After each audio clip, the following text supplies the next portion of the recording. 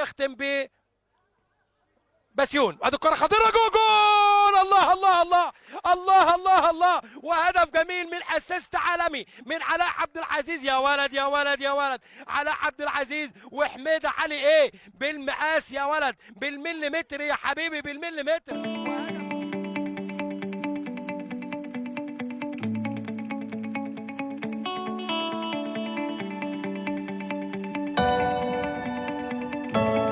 اللاعب حميده علي اللي في رجله الكره ده اهو، رقم 13. وادي كره تسديده حلوه، الله على الجورك، الله يا سلام عليك يا كوره. دخلت ولا ما دخلتش؟ دخلت ولا لا؟ حكم اللقاء بيشير الى هدف، بيشير الى هدف. هدف تاني، كره تسديده حلوه، تسديده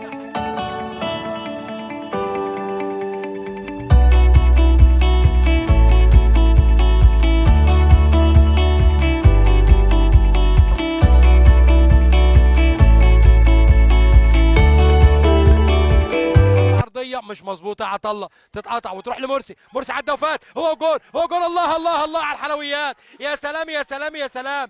هو ده الكلام. محمد مرسي الفنان يعلنها ثلاثيه عزيزي المشاهد عزيزي المتابع.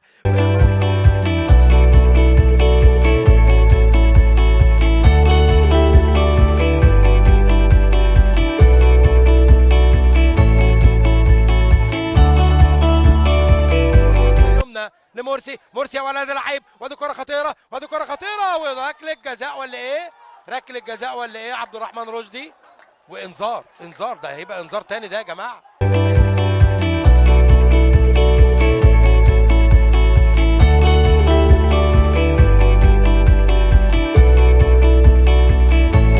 واحد والتاني ميدو، محمد ميدو في وسط اتنين بيلعب الكوره، وفي ضربه جزاء ولا ايه؟ لمسه يد على يوسف هاني وركله جزاء.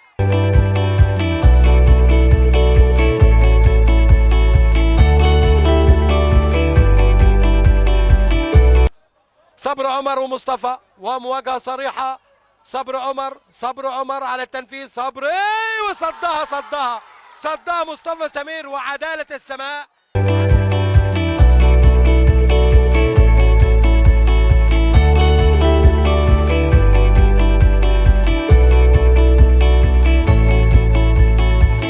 بسم الله الرحمن الرحيم.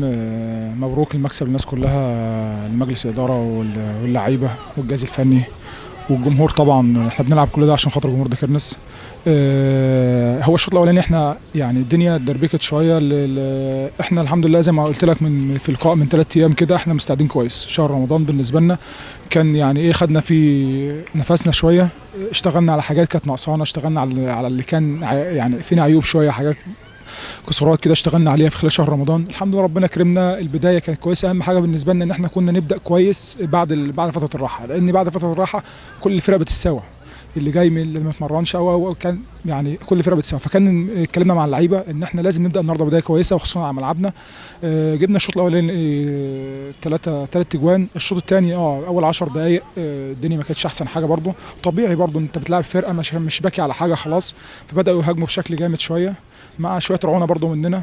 بعد كده الطرد اسرع لنا كتير، يعني انت بتطرد منك الفيرود، طرد منك في الدقيقه تقريبا 10 او الدقيقه 15 من الشوط الثاني. يعني الحمد لله. المهم ان احنا لمينا نفسنا برده، انت في عز ما تلعب ناقص بتلعب فرقه كويسه، ما كانش يدخل في الجون ده اللي كان اهم بالنسبه لنا، وضيعنا كام واحده واحنا ناقصين كمان. الحمد لله ربنا كريم في اللي جاي. احنا اتفقنا مع اللعيبه طبعا ان احنا عندنا 5 ماتشات، ال5 ماتشات دول كانهم ترقي بالنسبه لنا، ناخد ماتش بماتشه ونفضل ننافس لحد اخر لحظه ان شاء الله. وان كان لنا الصعود ربنا كاتبه لنا، ربنا يكتبه لنا ان شاء الله. بس هي خطوه من الخطوات، من ال5 خطوات انتهت النهارده. هنركز من اللي جاي ان شاء الله على الخطوه اللي جايه، ماتش صعب بره ملعبنا، ربنا يكرمنا ان شاء الله في اللي جاي. والله والحمد لله. اول حاجه على ال3 بونت والمكسب، فدي يعني احنا كنا جايين من رمضان، الناس كلها كانت مريحه في بيوتها والله يا ابو خالد، فاحنا يعتبر قضينا رمضان كله هنا بعيد عن بيوتنا، بعيد عن اهلنا، اللي احنا عندنا امل لغايه اخر دقيقه اللي احنا نصعد. وفي نفس الوقت الكابتن قال لنا انتوا بتلعبوا ال5 ماتشات دولت 5 ماتشات يعني زي ما بيقول كده ماتشات كلها كاس، يعني اللي انت ما عندكش بديل غير الفوز جوه زي بره. ماتشات كلها انت عندك مثلا 4 ماتشات في ملعبك، فالطبيعي ان انت تاخدهم ان شاء الله ب 12 بونت، وماتش جم حماده ان شاء الله 15 بونت باذن الله. اخر يعني تيجي اخر الدوري تلاقي نفسك مفنش اول يا ثاني، وان شاء الله هنبقى صاعدين باذن الله السنه دي.